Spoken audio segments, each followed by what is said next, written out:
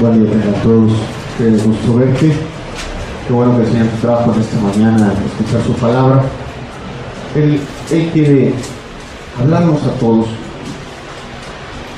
Creo que estuvo con nosotros en estos momentos de acción de gracias, tu espíritu con la letra de estos cantos y con la presencia misma de Dios nos consolaba, nos dirigía a mirar a Dios así, como un refugio, como una ayuda. El día de hoy yo quiero tocar precisamente el tema. Quiero abrir la escritura, que me acompaña, por favor, al libro de los Salmos. De hecho, si lo quieres tener abierto, si traes tu Biblia y quieres tener abierto el libro de los Salmos, en el capítulo 27, versículo número 1, vamos a estar estudiando este salmo en este día. Dices, bueno, si lo lees en tu Biblia, el salmo dice Salmo de David.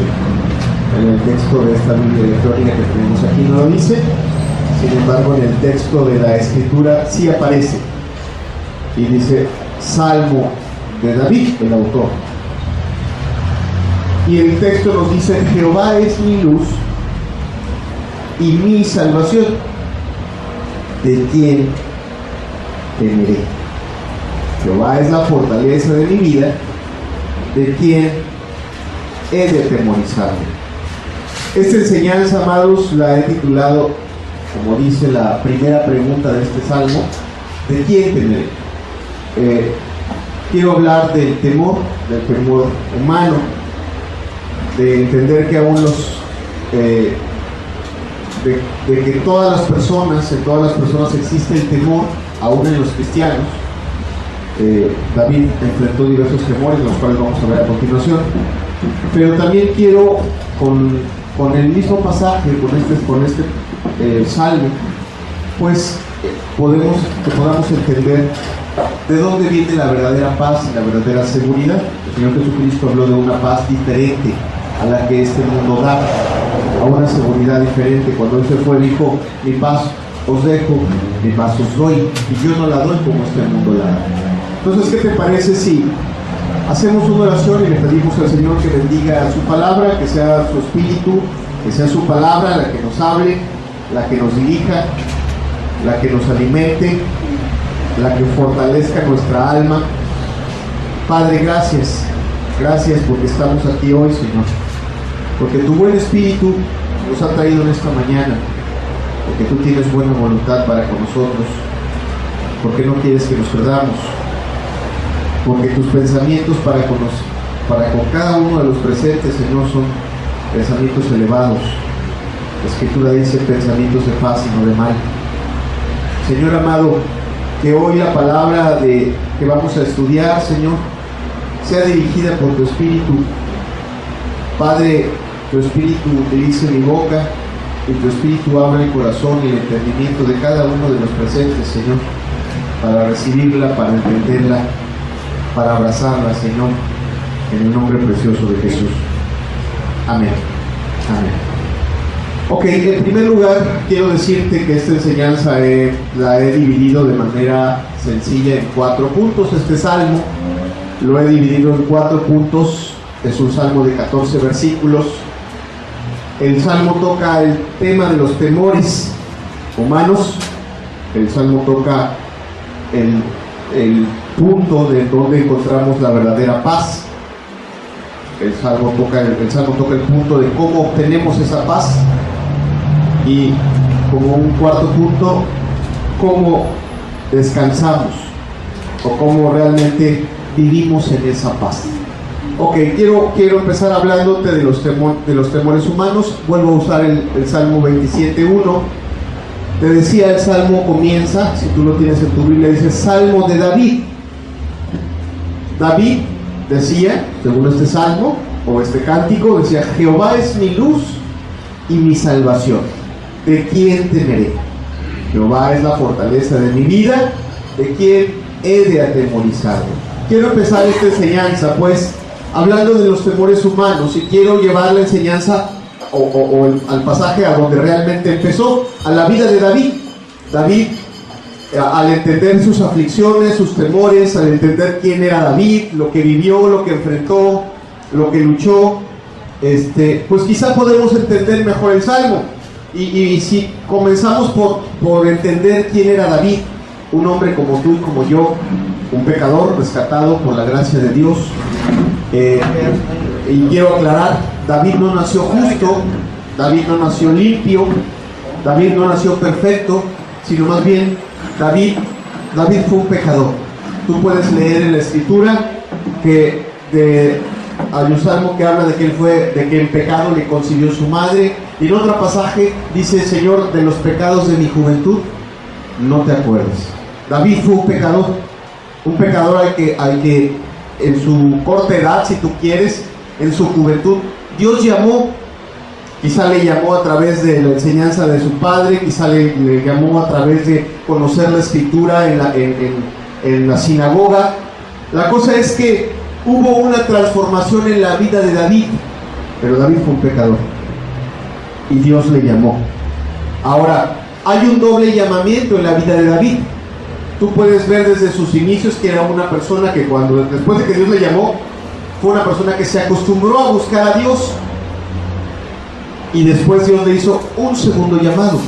Ya no solamente estar cerca de Él, no solamente a ser cristiano, aunque en ese entonces no se concebía como ser cristiano, sino simple y sencillamente a hacer la voluntad de Dios.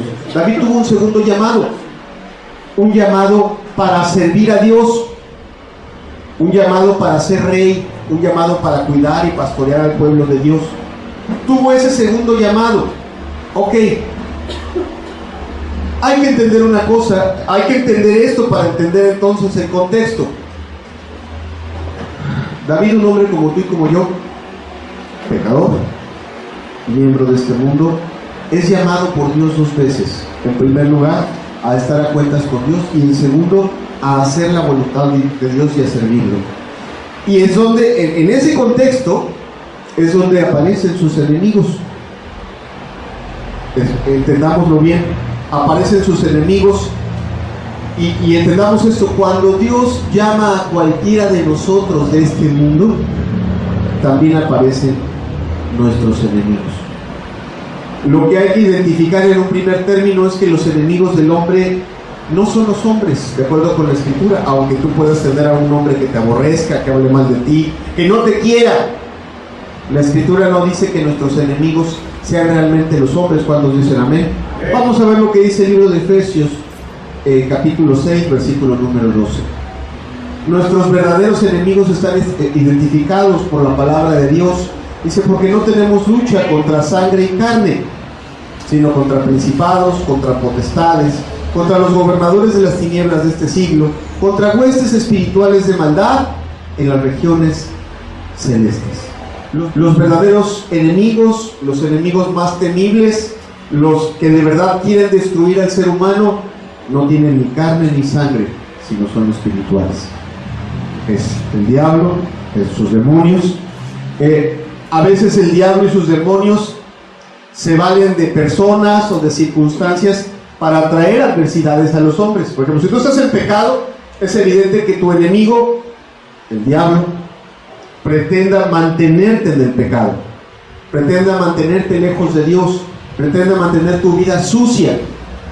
Pero si tú has decidido ser cristiano, es probable que tu enemigo, bueno, no es probable, es seguro que tu enemigo desee apartarte de Dios y destruirte a través de tentaciones, de luchas, de pruebas y de adversidades. El Señor Jesucristo dijo una vez: el ladrón no vino sino para hurtar, matar y destruir. Cuando tú contemplas la vida de algunos pecadores, cuando tú ves sus vidas sumergidas en las drogas, en el alcohol, en el pecado, en la depresión, entiendes hasta dónde puede llevar el enemigo de nuestra alma a destruir no solo el alma, sino a destruir el cuerpo, a destruirlo todo. Ok, repito, esos enemigos espirituales de los que habla la escritura a veces se valen de personas y de circunstancias para traer adversidades a los hombres. Y ahí es donde David puede ver. Quizá tú no notas mucho a David hablando de los enemigos espirituales, sino más bien de los enemigos que podía ver con sus ojos. Dice el Salmo 27, ahora en el versículo 2 y versículo 3, nos ubica a los enemigos de David. Dice: cuando se juntaron contra mí los malignos, mis angustiadores y mis enemigos, fíjate, los tiene hasta clasificados. Los malignos, mis angustiadores y mis enemigos, para comer mis carnes, ellos tropezaron y cayeron. Aunque un ejército acampe contra mí, no temerá mi corazón. Aunque contra mí se levante guerra, yo estaré confiado. Amado, varias cosas a entender. Este salmo es hermoso y es el resultado de la comunión con Dios. Sin embargo, tú puedes ver a un David que en un primer término sí sale huyendo de alguno de sus enemigos, de Saúl. También tú puedes ver que David tiene que dejar su palacio porque lo viene persiguiendo los traidores, y su enemigo en ese entonces, su hijo Absalón. Muchos enemigos tuvo David: a los filisteos, a Saúl, al mismo Goliat, a los que lo traicionaron en su propio reino, a los que fortalecieron a su hijo y le quiso quitar el reino. Muchos enemigos tuvo, y como ser humano, en un momento determinado sintió temor. Este salmo es el resultado es el producto, pues, de su búsqueda de Dios y de lo que Dios hace en el alma de David al ver pues la adversidad que se levanta contra él. Ahora, no son los únicos enemigos de David. A veces los enemigos de David fueron sus propios pecados y las consecuencias que se levantaron en sus propios pecados. La Escritura no nos esconde que David se descuidó espiritualmente y cometió un adulterio, y después de ese adulterio cometió un homicidio, y después de ese homicidio se envaneció y mandó a contar al pueblo, y todas esas cosas le trajeron a David consecuencias. Hay salmos enteros que hablan de las situaciones que pasaban en el alma de David al contemplar las consecuencias de sus propios pecados. El Salmo 51, por ejemplo, habla de lo que pasaba en su alma mientras él estaba escondiendo su pecado, mientras él estaba enfrentando a su conciencia. Qué duro habrá sido para David no solamente enfrentar un ejército, o qué difícil sería, a lo mejor, yo no sé si tú y yo nos hubiéramos atrevido a enfrentar a ese gigante. Él lo enfrentó con la fuerza lleno del Espíritu de Dios, pero también le tocaba enfrentar ejércitos. Hay quien dice que producía más temor ver un ejército acampado que estar ya en el campo de la batalla peleando y sacando la espada y escuchando el ruido de los escudos y de las espadas. Dice que producía más temor en el corazón de los hombres ver a un gran ejército acampado alrededor. Decía que Carlos Spurgeon decía que había hombres que el miedo de enfrentar la muerte les llevaba a tener el temor como si fueran a morir 1000 veces. En fin, muchas cosas le tocaba enfrentar a David: traiciones, guerras, problemas, las consecuencias de sus propios pecados. Este mismo salmo sigue diciendo, es importante ubicar, estoy seguro que se escribió en un tiempo determinado, o sea, no necesariamente se escribió al final de sus adversidades, en un momento determinado, quizá cuando le tocó enfrentar a los filisteos, o quizá cuando era perseguido por Saúl, o quizá cuando era perseguido por Absalón. No lo sabemos, no queda claro. Lo cierto es que cuando escribió este salmo ya tenía él clasificado diferentes clases de adversidades y de enemigos. Algunas que no necesariamente eran espadas. A veces no era lo que más le dolía enfrentar una espada, sino enfrentar la lengua. de aquellos que un día le habían amado. Fíjate cómo dice el Salmo 27, versículo 12.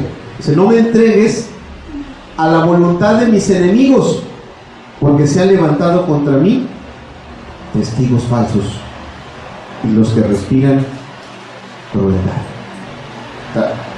Al parecer, lo que origina este salmo no es en sí mismo la batalla contra Goliat, o tener que enfrentar a los filisteos o a los ejércitos enemigos, sino el tener que enfrentar cosas que le herían más. Quizá las palabras destructivas de aquellos que le amaban.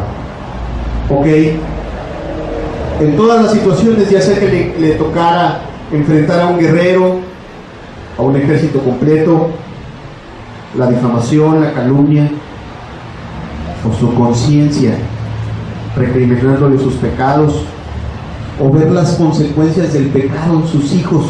Creo que este salmo, como lo vamos a ver a continuación, es una solución no solo para David, sino para cada uno de nosotros.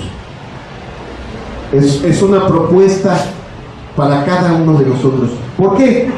Porque los hombres del día de hoy tenemos temor. ¿A qué le tememos los hombres? A diferentes cosas. A veces le tenemos temor a no tener sustento, a quedarnos sin comer, a quedarnos sin casa, a ver calamidades en nuestra familia, a perder a alguien que amamos, a ver enfermar a alguien que amamos, a ver morir a alguien que amamos. Quizá tenemos temor a que todas esas cosas que hemos construido a lo largo de nuestra vida se destruyan, se desmoronen. Mira, hay trabajadores que dejan 30 años de su vida en una oficina, en un lugar de trabajo, en una fábrica, y conforme están casi por llegar al momento de su liquidación o de su jubilación, vienen los temores, y a veces se cumplen, de que son lanzados a la calle. Amado, ¿a cuántas cosas no le teme el ser humano? A ser desprestigiado, a ser destruido por la lengua de los demás. Si nuestra conciencia conoce a Dios o conoce de Dios, si nuestra conciencia está despierta, no solo son esos nuestros temores, sino si sabemos que nuestra conciencia no está en paz con Dios, sabemos que el temor también es enfrentar la ira de Dios, al que sabemos que nuestra alma no está sometida. Hay dos formas de reaccionar cuando conoces a Dios y ves la adversidad o ves las consecuencias del pecado. Cuando tú sabes que tu alma está sometida a Dios, tú sabes que estás protegido. Pero cuando tú sabes que tu alma no está sometida a Dios, lo primero que brota al ver la adversidad es perdón. Es pedir perdón.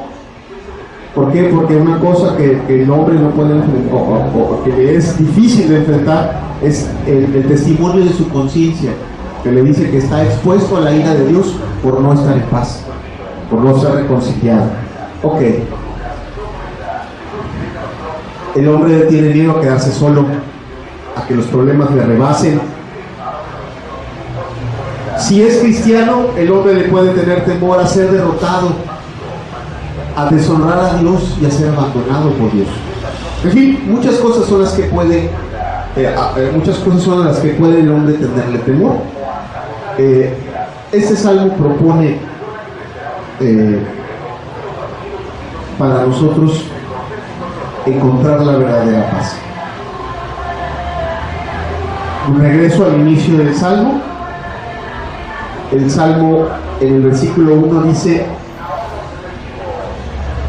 propone desde el inicio la solución y la verdadera paz. Dice: Jehová es mi luz y mi salvación, ¿de quién temeré? La primera propuesta que el salmo hace, amado, no es saber que Dios es luz. Todos saben que Dios es luz. ¿Cuántos dicen amén? Todos saben que Dios es luz, que de Él proviene la luz y provienen todas las cosas. Es muy diferente saber que Dios es luz, que habita en luz inaccesible, que es dueño el creador del cielo y de la tierra. Bueno, creo que si estás aquí el día de hoy es porque de entrada tu mente intelectualmente está convencida de que Dios existe y de que es el ser más grande y maravilloso que existe en el universo. Sin embargo, eso a muchas personas no les sirve para enfrentar y para vencer los muchos temores y problemas que enfrentan su alma. El Salmo dice, no dice Dios es luz, sino dice es mi luz. Y el Salmo empieza hablando de una aplicación personal a su propia vida. Llamado, si nosotros nos acercamos a buscar a Dios, venimos, escuchamos, le alabamos, escuchamos su palabra, pero no le damos una aplicación práctica a nuestras vidas. Y esa gracia de la que nos habla la Escritura, y esa ley que dice la Escritura que alumbra, que es una lámpara que alumbra nuestro camino, no la aplicamos a nuestras vidas, a que alumbre las tinieblas en nuestros corazones. Amado, de nada nos sirve. Mucha gente hoy, amado, se acerca a esa luz, pero no permite que esa luz alumbre su alma. El salmista decía, no, Dios es mi luz. Por ejemplo, si tú lees Salmos de David, él dice, Dios, tú conoces mi levantarme y mi acostarme. Aún no he dicho, aún no está la palabra en mi boca, y de aquí tú la sabes toda. Tú la sabes toda. ¿Por qué? Porque él sabía, él se exponía voluntariamente a la luz de Dios. Él decía, Dios es mi juez. Él decía, y lo que también nos enseña este salmo es a permitir que la luz del Evangelio alumbre nuestros corazones, las tinieblas de nuestra alma, lo más íntimo, lo más profundo de nuestro corazón, para que todo ello se someta a Dios. Cuando dicen amén. Amén. De nada nos sirve, amados, saber que Dios es luz, o que Dios es grande, o que es poderoso. Nos sirve cuando dejamos que esa luz penetre en nuestros corazones, alumbre nuestras tinieblas. Ahora, no solo dice eso, bueno, dice de quién temeré, por supuesto, pero ese primer versículo dice, es mi luz. Si lo puedes volver a poner, amado hermano. Pero también es mi salvación. Hay una gran diferencia en saber que en Jesús hay salvación, a decir que Él es mi salvación. Tan distinto es saber que en un barco hay un salvavidas y ese barco se va a hundir. Es muy diferente saber que ese salvavidas te puede salvar hasta que tienes tú el salvavidas puesto y estás seguro que te va a salvar. Es muy diferente. Hay muchas personas, amados, que se regocijan y se gozan en saber que en Jesucristo hay salvación, pero no todos quieren estar enfundados en ese Salvador o en ese salvavidas. Y amado, pues el salmista decía, ¿no? Ante tantas adversidades, ante tantos miedos, ante tantas circunstancias, él, que había escuchado que Dios es salvación, había decidido también ponerse esa salvación o adjudicarse esa salvación. Ahora el Salmo nos dice cómo obtener esa salvación o cómo estar en esa salvación, cómo obtener pues esa seguridad. Dice el Salmo en los versículos 4 al 6, porque no se trata de una declaración de fe protectora o de una oración mágica de, bueno, tienes miedo, no te preocupes, ora 7 veces esta oración a San Judita Tadeo y te va a sacar del problema. No es así, la Escritura no enseña así. Ora por favor 7 veces el Padre Nuestro, 20 Aves Marías, y con eso ya estás protegido. Es una farsa, eso es de este mundo, eso no existe. El Salmo nos enseña cómo. Dice, una cosa he demandado a Jehová, esta buscaré, que esté yo en la casa de Jehová todos los días de mi vida, para contemplar la hermosura de Jehová y para inquirir en su templo, porque Él me esconderá en su tabernáculo en el día del mal, me ocultará en lo reservado de su morada, sobre una roca me pondrá en alto. Luego, levantará mi cabeza sobre mis enemigos que me rodean, y yo sacrificaré en su tabernáculo sacrificios de júbilo. Cantaré y entonaré alabanzas a Jehová. Quiero decirte que el salmista de entrada no ve las cosas como las vemos en este mundo. Fíjate, en este mundo las personas que no conocen a Dios, cuando viene un problema, voy a hablar de algo sencillo y no se lo deseo a nadie, de todo corazón lo digo, pero quiero hablar de un problema típico. Cuando alguien enferma, las personas, cuando tienes a un familiar, a un ser amado enfermo, y no eres médico, no tienes la solución en tus manos, muchos seres humanos naturales corremos a Dios. Señor, resuelve. Señor, quita. Señor, arregla. Y si quitas, si resuelves o si arreglas, no te voy a servir. ¿Sí o no? ¿A poco es típico o no es típico? Creo que cada ser humano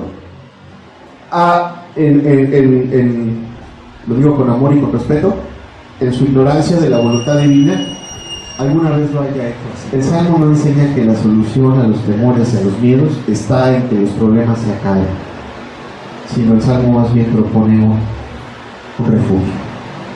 Dice: una cosa he demandado a Jehová, esta buscaré, que esté yo en la casa de Jehová todos los días de mi vida, para contemplar la hermosura de Jehová y para inquirir en su templo. Imagínate tú a alguien que está rodeado de problemas, y en lugar de decirle a Dios: Señor, quita los problemas o aplasta a mis enemigos, le dice: déjame contemplar tu hermosura, déjame contemplar a tu persona, déjame contemplar tu gracia, déjame contemplar tu amor.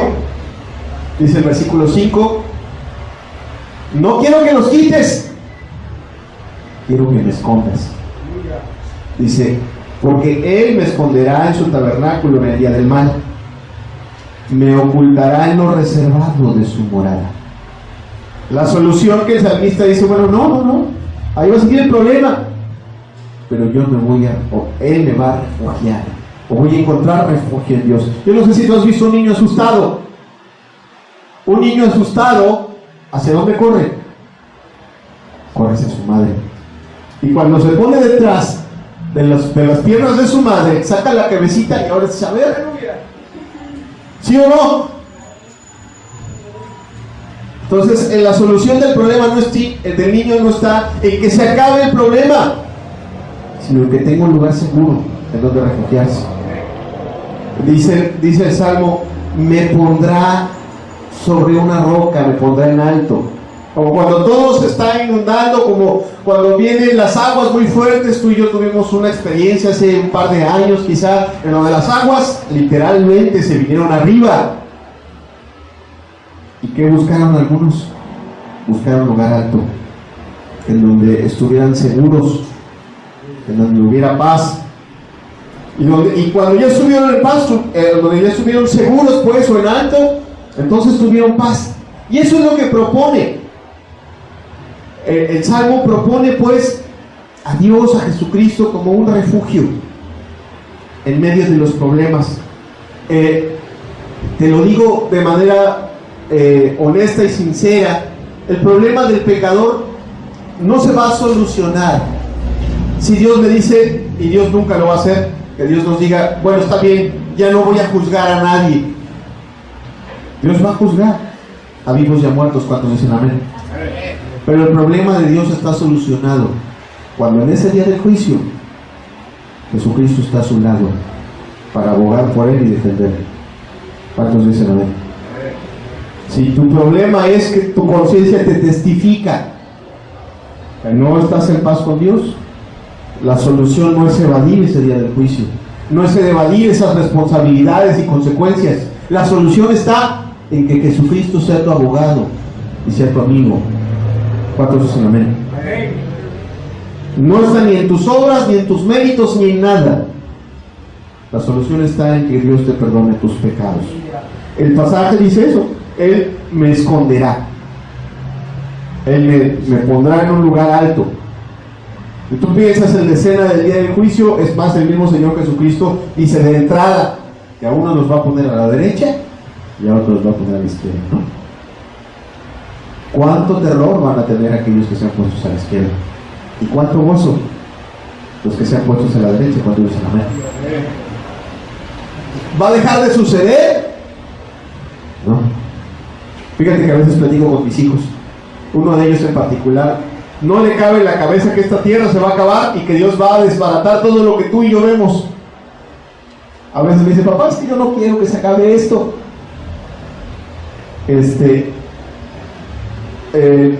Continuamente tenemos pláticas familiares de la venida de Cristo, del momento en el que Jesús va a venir.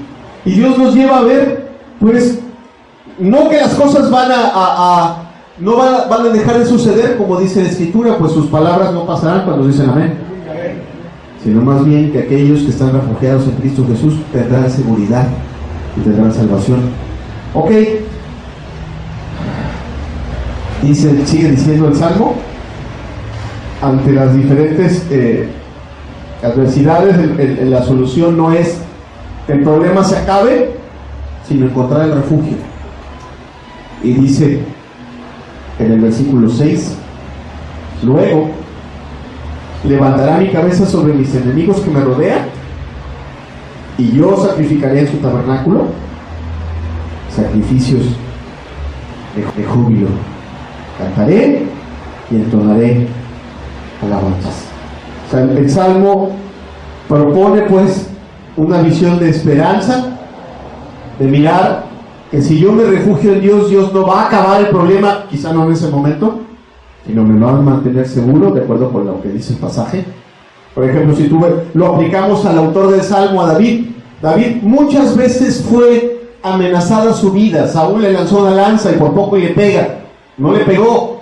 Lo salió correteando por el desierto para matarlo. Varias veces estuvo muy cercano a encontrarlo. Personas que le protegían le traicionaban. Y estuvo a muy poco Saúl de encontrarlo para matarlo. Sin embargo, no sucedió. Y David lo que hacía no era, o su petición no era que el problema se acabe, sino, Señor, yo quiero estar cerca de ti, y que tú estés conmigo, y que me mantengas a salvo.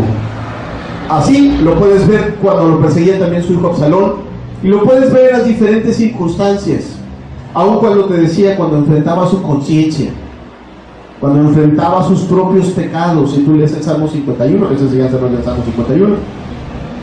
Sin embargo, si tú lo observas enfrentando unos pecados, las consecuencias en su conciencia, te puedes dar cuenta de una cosa: de todos esos miedos y de todos esos problemas, David fue librado, no porque se acabaran, sino porque Dios lo llevó a su paz.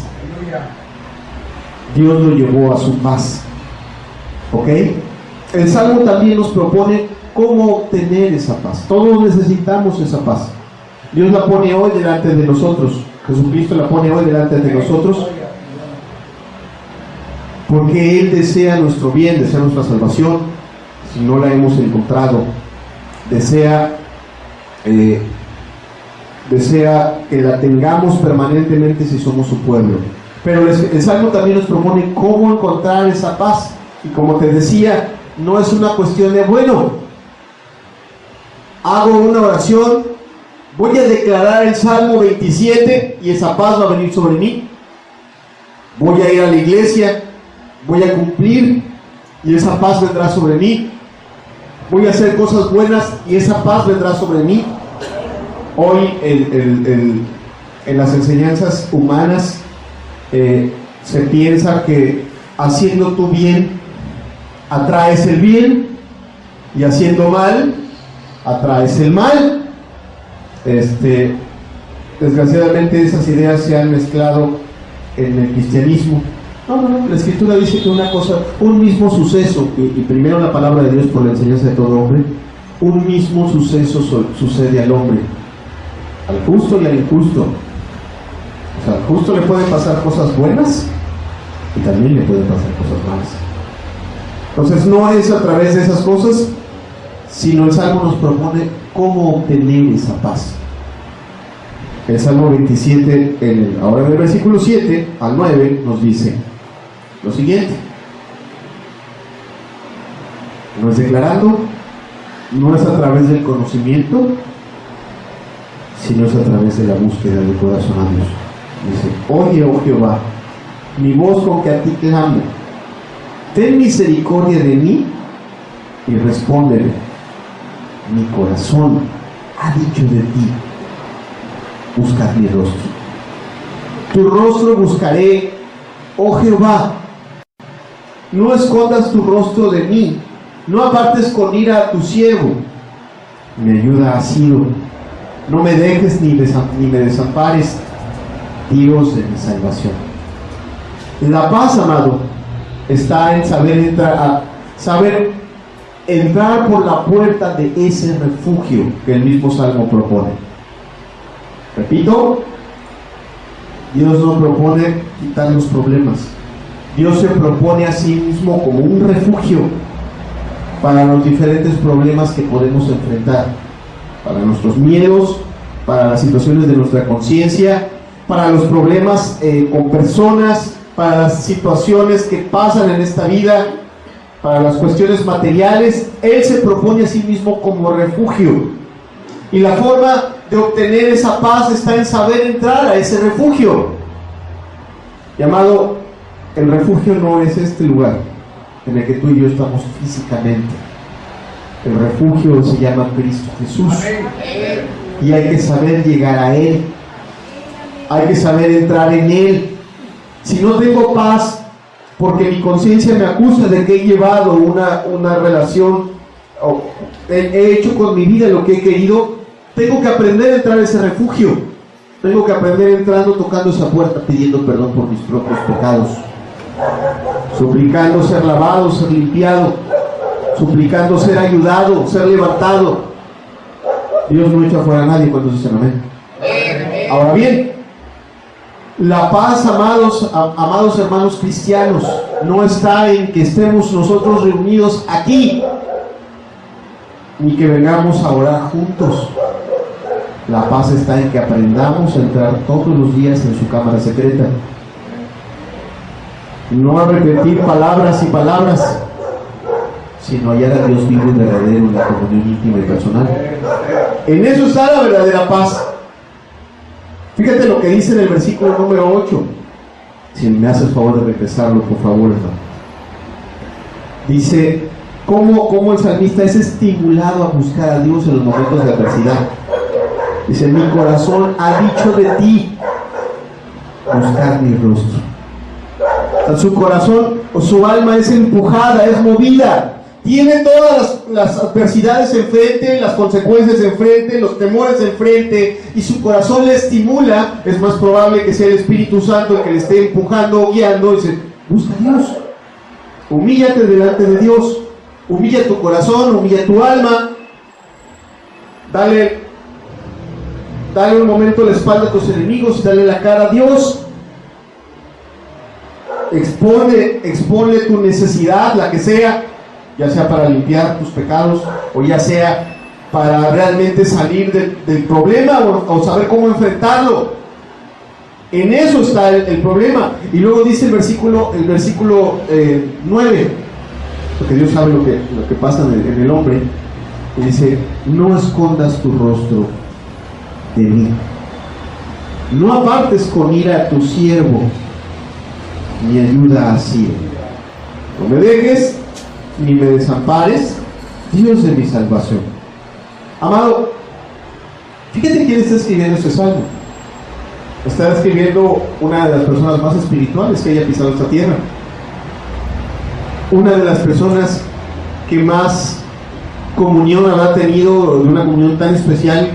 Cuán grande habrá sido su comunión, en donde en esa comunión y en esos cantos y en esas oraciones le fue revelado el Señor Jesucristo, crucificado, resucitado, entronado. ¿Cuántos dicen amén? En la comunión. Y sin embargo, en su alma, en el momento del miedo, en el momento de la angustia, decía: Señor, te voy a buscar, no te vayas a esconder de mí en este momento que más te necesito. Ese es el pensamiento. En este momento que más te necesito, no me vayas a dejar solo. ¿De quién se esconde Dios, amado? Dios se esconde del altivo. ¿Cuántos dicen amén? Del hipócrita. ¿Cuántos dicen amén? Del pecador. Aquí aclaro, cuando está obstinado en continuar en sus pecados. ¿Cuántos dicen amén? Pero Dios se presenta siempre, y está presente y está cercano, cuando el que se acerca a Él está humillado, cuando el que se acerca a Él es un pecador, pero es un pecador que reconoce su propia necesidad. O sea, Dios siempre está cerca del corazón del pecador penitente. ¿Cuántos dicen amén? Al que busca, al que llama se le abrirá, al que busca encuentra. ¿Sí o no? Al que se acerca a Él humillado, al que se acerca a Él en la actitud correcta, en sinceridad de corazón. Ese siempre está, ese siempre tiene la puerta de la cámara secreta abierta. ¿Cuántos dicen amén? Siempre está abierta la puerta de la cámara secreta para Él. Sin embargo, el temor del corazón de David dice: Señor, no, en este momento no me vayas a cerrar la puerta. Te platico por qué pudiera David pensar que la puerta podría estar cerrada. Porque cuando cometió sus pecados, cuando se cayó, cuando se portó hipócrita y los escondió, cuando cometió ese homicidio, él sabía que esa puerta estaba cerrada. ¿Por qué? Porque, ¿qué dice la Escritura? El que encubre sus pecados no prosperará. Menos más el que los confiesa y se aparta, alcanzará misericordia. Y amado, si tú alguna vez has sentido lejos a Dios de tu vida, como estoy seguro que todos lo hemos sentido en algún momento de nuestra vida, ¿sabes cuál es la llave que abre esa puerta? La confesión de tus pecados. Acércate a Él no diciendo necesito, acércate a Él diciendo: reconozco mi condición, reconozco mi necesidad. Esa llave abre siempre la puerta. Ok. ¿Qué más dice el Salmo? El Salmo, te digo, nos propone saber entrar a ese lugar de refugio, pero aún ahonda un poco más entre el camino de la paz y de la seguridad. Dice el versículo número 11: enséñame, oh Jehová, tu camino, y guíame por senda de rectitud a causa de mis enemigos. Otra vez el asunto: los enemigos enfrente, los problemas enfrente, amenazando. Y aquí propone otra cosa. No solamente propone el buscar a Dios y humillarse, sino propone también el andar en el camino de Dios, el camino que da la seguridad. Y te pongo aquí un ejemplo que es importante, que nos puede ilustrar esta parte y por qué el salmista David le dice: enséñame tu camino. Dice Carlos Spurgeon en un libro que te recomiendo mucho, se llama El Tesoro de David. Dice Carlos Spurgeon que en Inglaterra, en los tiempos en los que vivió él y anteriores a él, había un camino, el camino que estaba protegido por el rey, por el imperio. Si tú viajabas por ese camino de día, el imperio o el reino garantizaba tu seguridad. O sea, tú podías viajar por ese camino protegido o seguro, porque estaba vigilado por los guardias imperiales. Y si sufrías algún agravio caminando de día o viajando de día por ese camino, el reino te resarcía el daño. Sin embargo, si tú optabas por ir por ese camino de noche, o si tú tomabas la decisión de irte o viajar por otro camino, el reino no se hacía responsable. Y Carlos Spurgeon lo aplica de la siguiente manera. O sea, tú dices: bueno, mientras tú y yo andemos por los caminos de Dios, obedeciendo lo que Dios nos pide. ¿Y qué nos pide? Sino perdonar. ¿Cuántos dicen amén? Nos pide hablar verdad. Nos pide ser fieles, ser honestos. ¿Cuántos dicen amén? Eso es andar por los caminos de Dios. Dice, mientras nosotros andemos por el camino de Dios, gozamos de su protección. Sin embargo, si nosotros escogemos andar en tinieblas,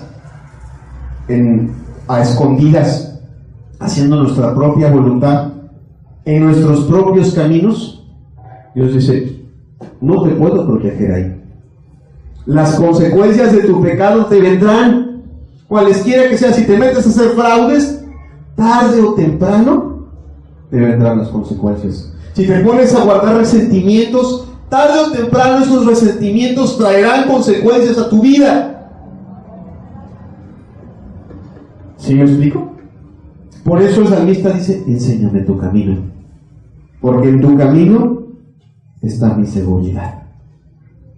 ¿Amén? ¿Vamos comprendiendo entonces hasta aquí? Entonces, bien, termino esta enseñanza como la termina el salmista.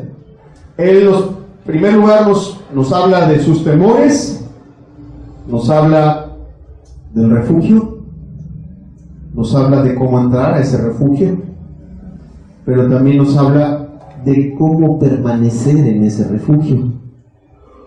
Y mira, ¿por qué es importante este último punto? Porque hoy nosotros podemos salir de esta reunión llenos de confianza y llenos de paz. Sin embargo, la mente es muy traicionera. La mente es traicionera y nuestra alma está ligada a nuestra mente. Y si nuestra mente se extravía, probablemente también se extravíe nuestra alma. Y el salmista lo que propone es no solamente saber entrar a ese refugio, sino cómo permanecer en él, en medio de los miedos o de los problemas. Dice el versículo 10, ¿cómo permanecer en él? El secreto está en la confianza. Dice el Salmo 10, aunque mi padre y mi madre me dejaran, con todo, ¿qué dice ahí? Jehová me recogerá. Primer punto que toca el Salmo ya relacionado con la confianza. Aquí tú ves a un David viendo a sus enemigos. Luego ves a un David viendo a Jesucristo o a Dios como su refugio. Y luego ves a un David buscando entrar a ese refugio. Pero en esta cuarta porción del Salmo, tú ves a un David confiado al estar dentro de ese refugio. ¿Por qué habrá dicho eso? Mi padre y mi madre, es probable que no fuera el problema. La Biblia nunca nos menciona a Isaí levantándole falsos testimonios, ni queriéndolo matar. Pero sin embargo está hablando de personas en las que la madre y el padre son pues como que el tipo y figura de las personas a las cuales podemos confiar hasta el último momento. Hay personas que sabemos que a lo mejor nos pueden dejar los amigos. Digo, no son todos los casos, yo no quiero recordarte alguna mala experiencia con tus padres. Sin embargo, en muchos casos, aquellas personas con las que podemos contar hasta el último momento son precisamente nuestros padres. Nos pueden abandonar todos. A mí me tocó en alguna ocasión estar visitando a los presos en la cárcel y parece que los han abandonado a todos, menos sus madres. Ahí están sus madres llevándoles una torta, llevándoles algo, llevándoles ropa. En sus momentos más difíciles son los padres, es la madre, a veces la esposa. Y aquí el salmista está diciendo, aunque me abandonen, aquellos de los que más esperaba, yo estoy seguro que Dios no me va a abandonar. Eso es lo que está diciendo. Yo confío en que Dios es mejor padre, mejor amigo, mejor hermano que mi padre, que mi amigo o que mi hermano. Y si me abandonan ellos en esos momentos tan duros y tan difíciles, estoy seguro que Él aquí va a permanecer. Pablo decía, cuando tenía que defenderse de las acusaciones y estaba enfrentando el asunto de ser condenado para ser decapitado, decía, todos me dejaron, pero el Señor estuvo conmigo y me dio fuerzas. Y amado, eso es importante. El Salmo también propone un ejercicio de confianza, un ejercicio básico de confianza. Amado, déjame ponerte un ejemplo que puso Moody una vez en uno de sus sermones. ¿Cuántos creen que la silla en la que están sentados se va a caer? Llevas una hora sentado ahí, hora y media sentado ahí, y a ninguno de ustedes lo veo ni muerto de pánico ni lleno de miedo. Pero si esa silla se rompiera, te das un golpe. Te golpeas la cabeza, golpeas al de atrás, ¿no? A un señor una vez le tocó que se le rompiera la silla. Y bueno, ahí los hermanos saltaron a rescatarme casi del suelo. Pero te lo digo por lo siguiente: tú ejerces confianza, fe en ese utensilio de plástico en el que ahorita estás sentado. ¿No merece más confianza Dios? ¿No merece más confianza el que hizo la tierra que pisas? Y eso es lo que propone el salmista: confianza. ¿Qué más dice? Él dice, si yo no hubiera ejercitado la confianza, yo me hubiera derrotado, me hubiera echado atrás, me hubiera dejado perder. ¿Cómo le está ganando hoy la vida el diablo a la gente? ¿A poco no el problema más grande que tiene hoy la humanidad es la depresión? ¿No es el mal de modo? ¿No cada día son más los que se sumergen por depresión en drogas, en alcohol, en muchas situaciones?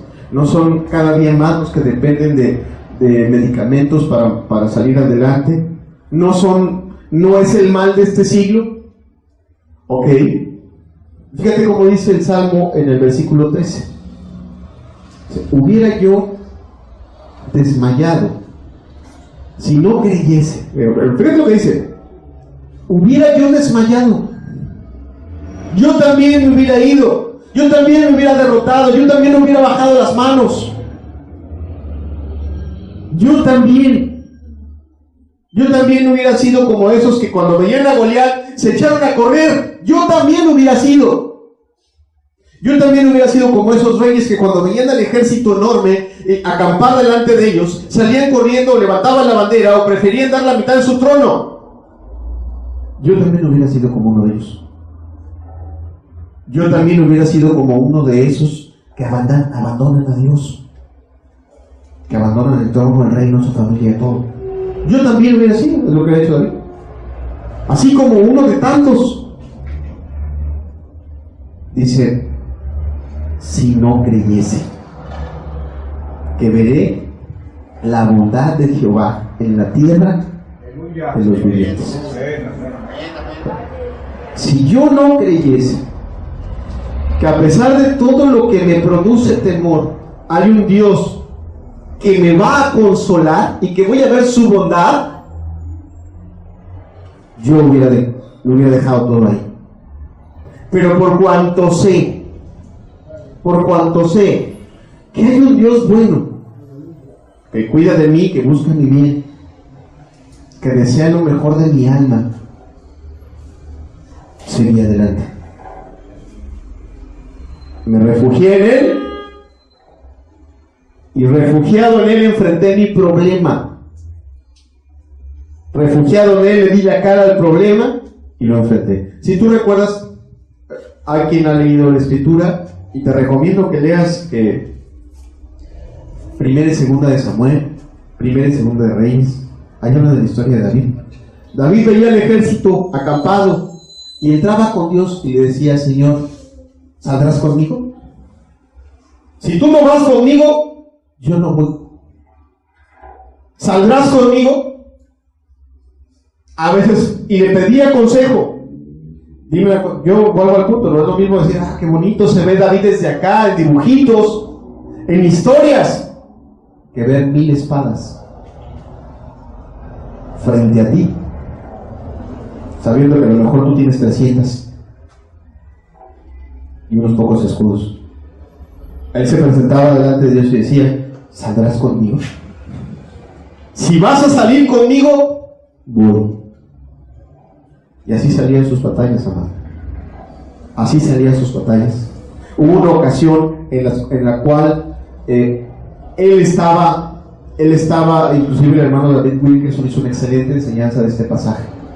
Cuando Absalón lo estaba siguiendo, cuando su propio hijo lo había traicionado y su general lo había traicionado y lo estaban siguiendo, y las personas a las cuales les había hecho el bien ahora le decían y lo maldecían.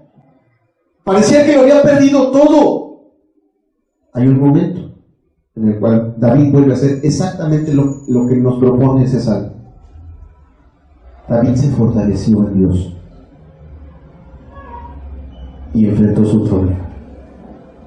Y amado, a veces el enfrentar el problema, Dios tiene formas de guiarnos a enfrentar el problema. Si eres pecador, amado, la forma de enfrentar el problema es hacerte responsable de tus pecados delante de Dios y de ser consciente y renunciar a ellos por la gloria de Él. Pero a veces la Escritura nos lleva a enfrentar el problema y aplicar la Biblia cuando se trata de hablar verdad, cuando se trata de aclarar. Pero hay veces que el problema es tan grande que tú no tienes nada que hacer. No tienes nada que hacer. Es como cuando un médico te dice ahí en la sala del hospital: ya no hay nada que hacer. Vamos a esperar lo que Dios, que el tratamiento funcione o que Dios haga. Ok, en cualquiera de las situaciones, el Salmo nos propone enfrentar el problema en Dios y con Dios. Y termina en el versículo 14: aguarda a Jehová, espera a Jehová, espera a Jehová, espera lo que Dios tiene que decir, espera lo que Dios tiene que hacer. Esfuérzate y aliéntese tu corazón. Sí, aguarda a Jehová. Amado, hay veces que me ha tocado muchas veces ver a almas que quieren ponerse a cuentas con Dios. El peso de la conciencia, el peso de la situación aquí es normal, y el diablo ahí diciendo: no, ya déjalo, eres un hipócrita, ya no luches, ya Dios no te oye. Hermano, ¿qué más hago? Creo que este salmo dice bien lo que tienes que hacer si te has acercado a Dios para confesar tus pecados y tus faltas. Espera que Dios actúe, espera que Dios obre, espera que Dios intervenga, espera que Dios te dé una palabra. Pero si el problema es con algo de esta vida, de las muchas cosas que enfrentamos y que nos producen temor, el Salmo nos propone: recuerda que Dios ha propuesto hacerte el bien. Refúgiate en Él y después espera. Dice ahí: esfuérzate y aliéntese tu corazón. Ve con Dios a la paz, a la seguridad que da su palabra, su espíritu. Descansa en Él y después sal y enfrenta tu problema. Sal y haz lo que con su palabra, con la guianza de tu espíritu, con el consejo de algún buen hermano que te ame, te haya indicado hacer. Y si no puedes tú hacer nada, solo espera. Acuérdate, yo no sé si tú has leído en la Escritura el pasaje donde Dios sacó al pueblo de Egipto. Después Faraón se fue tras él y los amenazaba. Y si tú has leído cuidadosamente el pasaje, te vas a dar cuenta de una cosa: el Faraón los iba a someter sí o sí, y los puso de espaldas contra el mar. ¿Qué podía hacer ese pueblo sin fuerzas, sin armas, sin ejército, ¿podía hacer algo? No podían hacer nada. Por más que sacaran una olla, un sartén, no iban a durar nada delante de la tremenda adversidad que tenían. Y ahí aplica este pasaje: espera a que Dios haga. ¿Hizo Dios en ese momento? Sí hizo. Abrió el mar, cruzaron el mar, pero después volvió a hacer, y el mar cayó encima de los que les perseguían. ¿Recuerdas que ese salmo decía, después levantará mi rostro delante de mis enemigos? Hay veces que hay que dejar que Dios haga, ¿no? Bien, termino esta enseñanza diciéndote: quizás sí vemos nuestros pecados enormes, vemos la destrucción que han hecho nuestros pecados en nuestra vida y en nuestra alma. Fíjate, aquí lo voy a aplicar primero a la vida de David. David vio sus pecados, se acertó a ver sus pecados, y David veía lo que esos pecados habían ocasionado primero en su alma. Para eso están los salmos, para verlo, como el que te he estado poniendo de ejemplo, el Salmo 51. Pero no es el único. Si no me recuerdo, el 37 también habla de ello. Quizás estoy un poquito equivocado, se me fue el número mal, pero ahorita lo verifico si alguien quiere leerlo. Es el 32, gracias. Salmo 32, para ver los efectos del pecado en su propia alma. Pero no solamente eso. Dime una cosa: es fácil para un padre ver cómo su familia se desintegra y se destruye, cómo uno de tus hijos se levanta y mata a otro de tus hijos, cómo uno de tus hijos se levanta y viola a una de tus hijas, cómo uno de tus hijos se levanta y te quiere matar y se quiere quedar con tu reino, y aparte te destruye. ¿Será fácil? Las consecuencias del pecado, qué duras son, qué difíciles son. Amado, aunque se vean gigantes, se vean tremendas, Dios tiene un refugio. Dios tiene un refugio. Y la Escritura nos dice que David halló paz con Dios. No que se acabaron sus problemas. Quizás las consecuencias de su pecado siguieron. Algunas otras consecuencias se calmaron. Lo cierto es que el hombre halló gozo en Dios y tuvo paz. Y amado, eso es lo que nos propone el Salmo. Eso es lo que nos propone el Salmo. Busquemos a Dios, amado. Busquemos su perdón. Busquemos su refugio. No seamos como las personas, como los gentiles que no conocen a Dios, que buscan a Dios para que las cosas se calmen. No. Busquemos a Dios para que reine en nuestros corazones. Busquemos a Dios para que ese príncipe de paz crezca en nuestra vida. Para eso busquemos a Dios.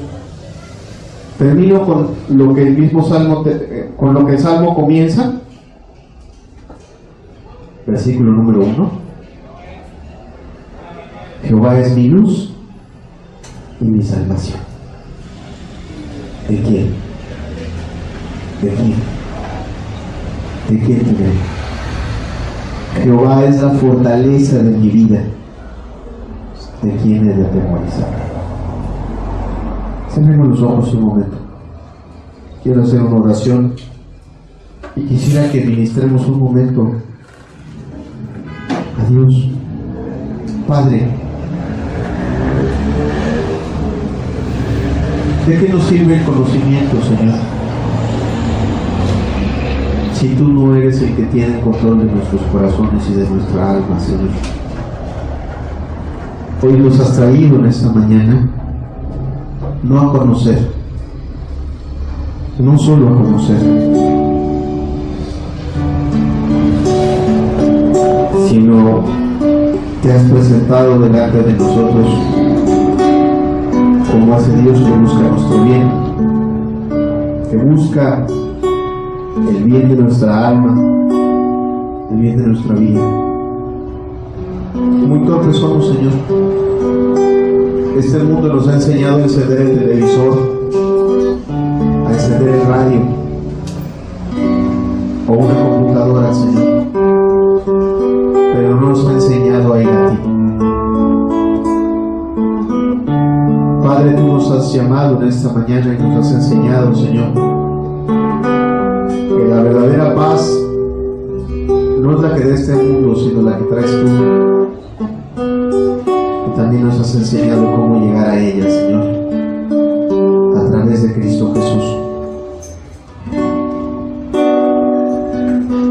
Padre, yo te pido por cada uno de los presentes, Señor, que esa palabra que nos has hablado con sencillez en esta mañana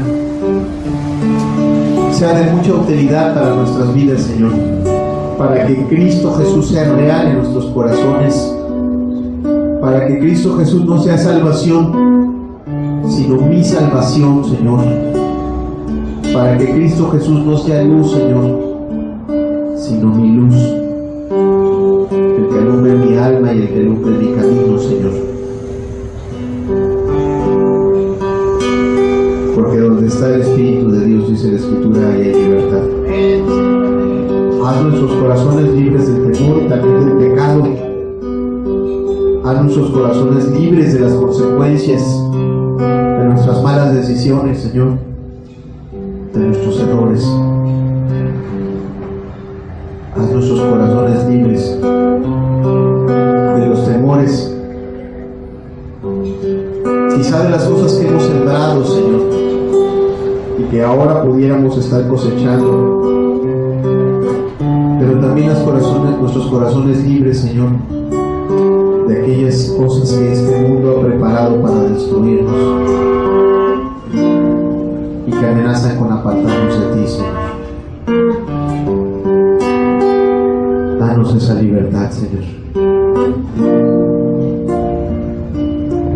Que seamos, como dice ese salmo, torre fuerte es el nombre del Señor. Ese canto que te ministramos hace un momento antes de iniciar la reunión nos dice que a Él correrá el justo y levantado será. Que así sea, Señor, en nuestras vidas. Que si nos habemos limpiado de nuestros pecados, sepamos ir a ti, Señor. Y también, Señor, si hoy tú en tu amor has traído, Señor, amigos, Señor, que quieres salvar, dales la libertad también de ir a ese lugar, Señor, de entrar a ese lugar, a esa torre fuerte, a ese castillo, a ese lugar donde hay perdón de pecados, Señor, en el nombre de Jesús.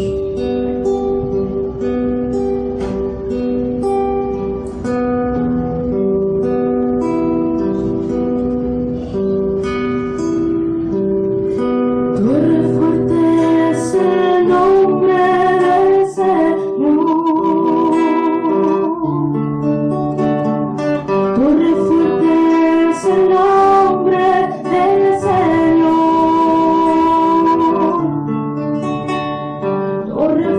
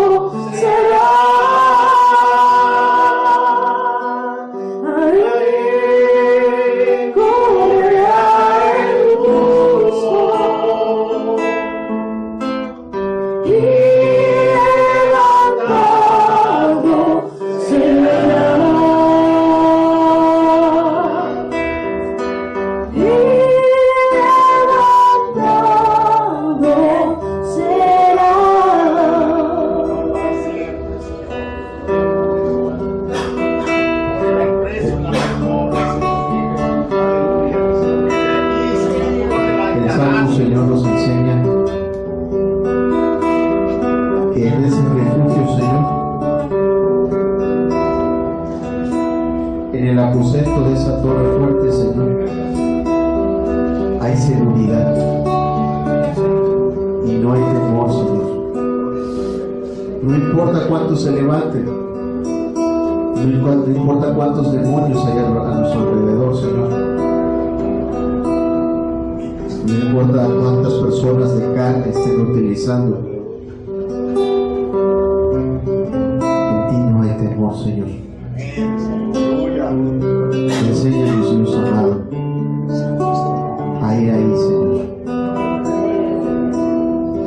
El Señor es mi luz, es el salvo y mi salvación.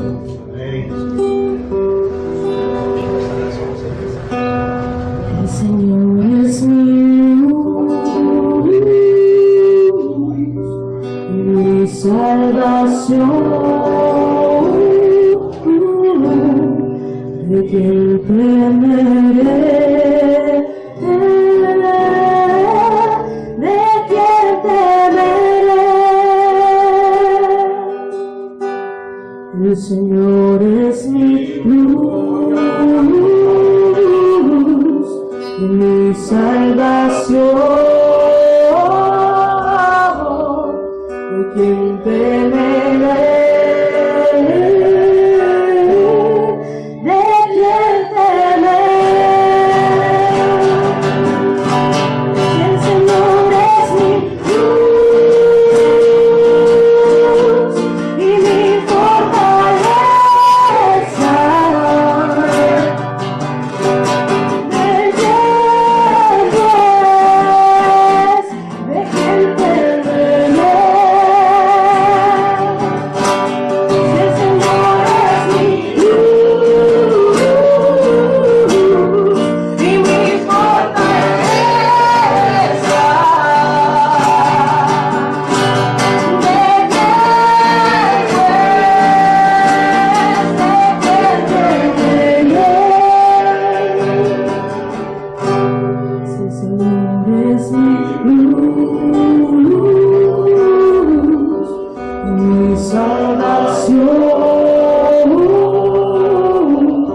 ¿De quién temeré? ¿De quién temeré? ¿De quién temeré? Si el Señor es mi luz y mi fortaleza,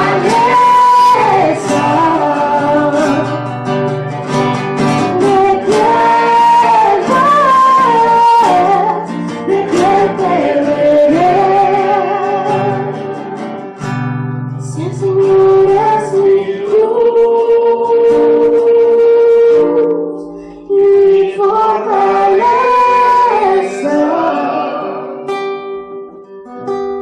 ¿de quién pues? ¿De quién temeré?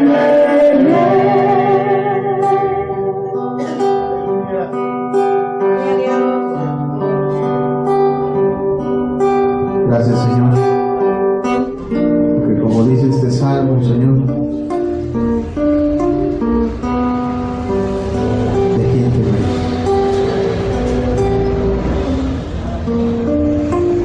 ¿De quién he de temorizarme, Señor? Solamente que me enseñes a estar en tu tabernáculo en el día del mal, Señor. Solamente que nos enseñes a correr hacia esa torre, Señor, y a entrar por tus puertas, Señor. Gracias, Jesús. Tu Espíritu, tu palabra quede en nuestros corazones, Señor. Gracias por cada hermano, por cada amigo que estuvo hoy aquí con nosotros. Que la influencia de tu Espíritu siga sobre cada uno de nosotros. En el nombre precioso de Jesús.